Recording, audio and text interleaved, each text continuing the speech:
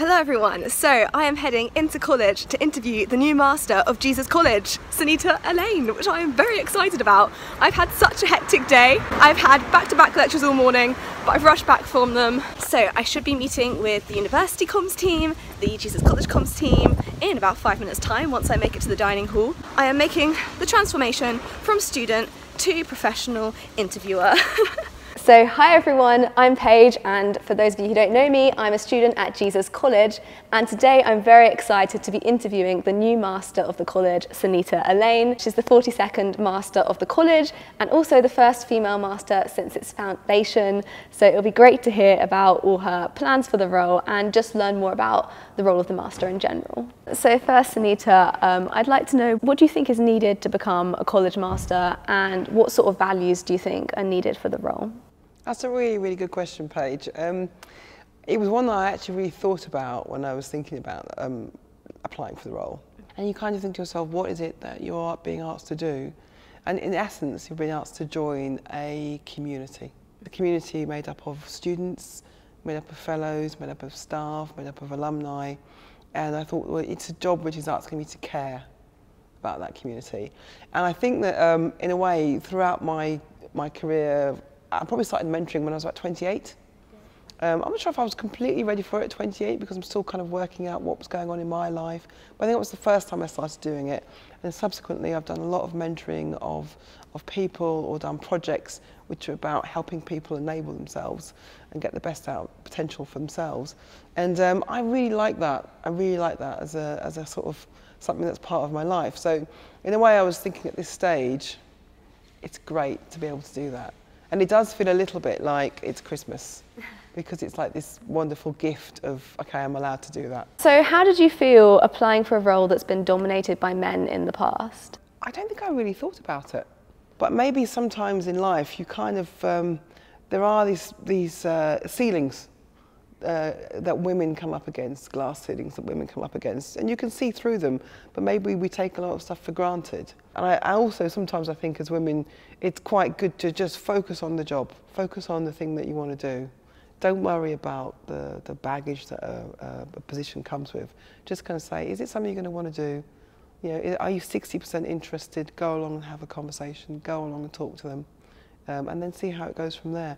But I didn't think, oh, I'm making history or anything. I was just like, you know, am I going to be good at this role? Yeah, absolutely. No, it's nice to hear how it's all about being suited to the role rather than looking at who's done it before. Yeah, or being kind of intimidated by who's done it before. So you've spoken about improving access to Cambridge. Have you got any specific plans for the college for improving access? Anyway, we do a really, really great job, and we want to continue doing that job. But what we also want to do is make sure we get the message out to people about applying, about how friendly a college it is, inclusivity within the college, also the idea that, you know, you get the grades and you belong. Yeah. You know, I like the idea that Cambridge is what it is. It is a kind of bastion of excellence. Yeah. And I think that's fine. That's really good. So if you get the grades, then you belong. But also I think there's other messages which we can get out to young people, because I think that when I arrived, the understanding that actually at GCSE level, you need 4 or 5 A grades in order to consider applying for Cambridge. And it kind of makes sense, and you kind of think, well, actually that's because people are interested in different areas. If you're interested in, you're fantastic at English and you want to apply for English, and you've got a B in physics, I think for a lot of young people, they'll be like, oh no, I need to have like, you know, 10 A stars at GCSE before I even consider it. And actually for a lot of people who kind of grow and change between GCSE and A level, they commit more to their capacity and their potential for academic excellence and the path that it might weave for you in life. I think it's really important that that message gets out. No, don't discount us. Don't discount us. You know, really think about the choices that you have. I think that's the kind of level where we want to kind of keep more people in the pool who might be able to consider us. And what do you think you would say to someone who's a younger student who might think, I might not fit in at Cambridge, like they might be from a widening participation background and feel like there's not so many people like them at the university? What would you say to them? I would say that they should do their background or research on other universities as well, because actually it could be a similar picture. at different universities they might want to go to. And I think that you have to kind of lean into life. You have to kind of go that the things or the sorts of jobs and that you might want to go for, the careers, you might find a very similar picture wherever you're going. Yeah, definitely. And so it shouldn't put you off. It shouldn't put you off, because all I know is from my grouping of students I went through with, we probably, and I had this when I was, going for university as well. Friends, peer groups saying, "Oh, why are you going there? You're from the East End of London." But look at my life. Look at the life of my friends who I met at university. They've been able to really fulfil their potential and carve a really good life for themselves and make a difference in the world. Yeah. So I think that you sometimes you got this kind of little thing in your ear saying, "It's not for me, it's not for me," but go and see. Don't go and visit. Yeah. Go and visit a college and see for yourself, because yes, a lot of Cambridge colleges have got beautiful buildings, and which is lovely. I think it is lovely. I mean, the Jesus is absolutely beautiful. The grounds are beautiful. The buildings are beautiful. The staff are really, really friendly. But it's the people that you should meet, and also that idea that when you're 18, you start changing. You're an adult. You go out into the world. It's an adventure. I think go for it. But you might not meet people who are exactly like you, but maybe that's the same for everyone who's going. Everyone is an individual who walks through the door and sits down for matriculation, which is the kind of normally a dinner where people admit you into the college. Yeah. But everyone sits there as an individual, and there is no one in the room like them. Yeah, yeah. So I'd like to know now, who is your inspiration? I think I'm going to give you a classic answer, Paige. It's got to be my mum. I think she's my inspiration because I'm very mindful of what she did in her life. She came from Barbados with my dad. They travelled over 4,000 miles to come to this country to make a better life for their children. Right. And for a lot, I think similar, to all parents as well, you see that better life being propelled or encapsulated in education. They were very much talking about education all the time. But I think for my mum, she worked really, really hard. She was a nurse, she did sewing as a seamstress, but she was always forever just telling me, I'd ask her a question and she'd say, "Oh, go and figure it out," or "use your common sense." And I think those were a really good message to have from an early age. And I thought she was a really, really smart woman. She'd always be looking at things and working out how to figure them out. She wouldn't sometimes give me the answer, but tell me to go off and figure out the answer for myself. Yeah. So a lot of my viewers are in the younger generation. So we'd all like to know, what did you want to be when you were younger? What did you dream of becoming? My dreams when I was younger, I was very interested in artificial intelligence, and it was the early kind of consumer time for computers. Right. And I remember doing computer science GCSE and finding it really, really exciting. And so I think I had that as an ambition. But I think there was a mix of that, and also at school I was very into stories, storytelling. I remember my English teacher at one point said, "Oh, you could be a promising writer." And that really struck with me. I think that's why I ended up going into media as well, because I think there was that kind of idea of stories and storytelling. And when I went to Cambridge, I did go to do computer science. It was in the days when you could only do computer science in the last 2 years of your tripos. Oh, right. I know, you're like, what? Really? It has changed now. It's kind of, oh, computers, that's a good career. But I did philosophy for the first year. Okay.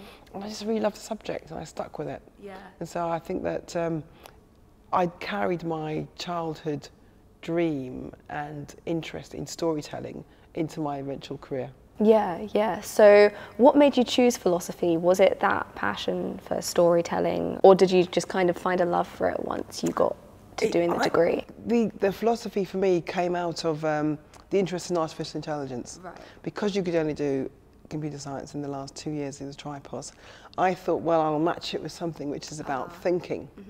And I thought, if I know about thinking and the human condition of thinking and how we think and philosophical logic, that might help in terms of means to an end. Right, yeah, and I think when I got to do philosophy, I just really loved the subject. Oh, cool.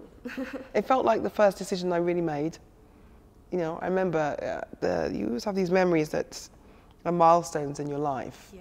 And I remember in a phone box, it was the time when there were phone boxes, and calling my mum and dad and saying, I'm going to stick with philosophy, I'm not going to do computer science. And there must have been other decisions I'd made for myself, but I remember that being one of those milestone moments, which I'm sure, I mean, maybe you have had those, or people, your viewers might have had those, where you kind of feel, I'm owning this decision now. So what was the most important thing that you learnt whilst you were at university? The first thing I learned was my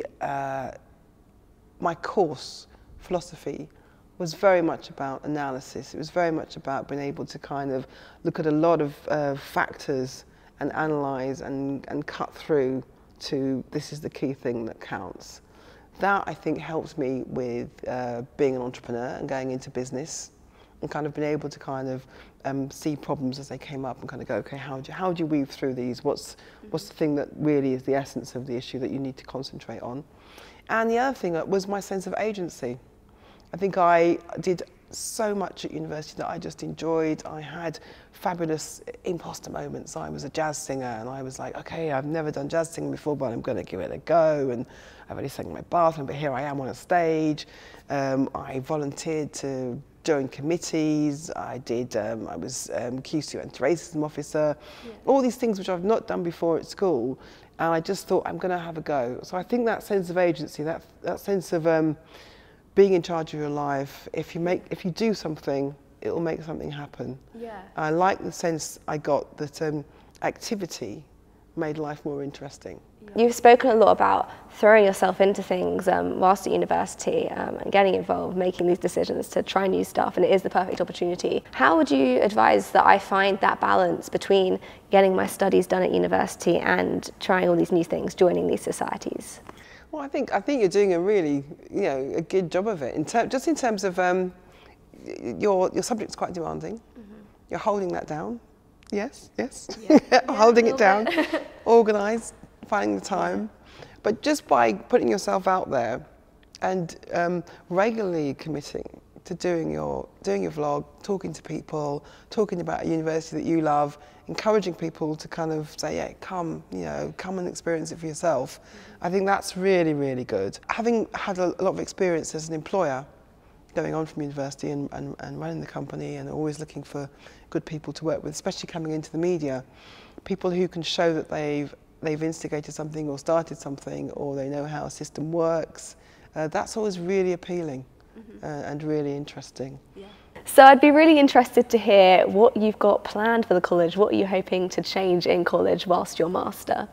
Well, I think the important thing is to not kind of leap into change too quickly. Yeah. I think that it's a really, really great college, really, really well run. I think the things that I am interested in, once I find out more and get to talk to people, things I'm interested in are that idea of agency and making sure that students have a chance to explore their sense of agency and get launched into the world in a sense of agency. I'm interested in health and well-being. I'm interested in employability and careers and moving forward and having the capacity to move forward. I'm interested in making sure students know about different sectors, different job sectors, because there's no reason why you should. But actually being able to engage with people who can come in and talk about what they do, I think is very good. I think at university level, obviously, there is the career service. I'll want to find out how well that works with students at Jesus, how well they use it. Do they use it at the right time, or do they just start looking in year 3? So those are some of the issues I think that I'm quite interested in. Yeah. Okay, and that's all of the questions that I've got for today. So I just want to say thank you very much, Sonita, for taking the time to speak to me today. It's been so interesting hearing about all your past experiences and plans for the role as master. And I think it's just given me more of an insight into what the Master actually does at the college. Oh, thank you, Paige. It's been an absolute pleasure. I've really, really enjoyed talking to you. Yeah. So thank you for having me. And so that's it for today's video, guys. Thank you very much for watching. Please do give the video a like if you enjoyed it, and subscribe down below to see more videos from me. Hit the notification bell so you know when I next upload, and follow me over on my Instagram. And I'll see you soon with another video featuring Jesus College, of course. And yeah, bye guys.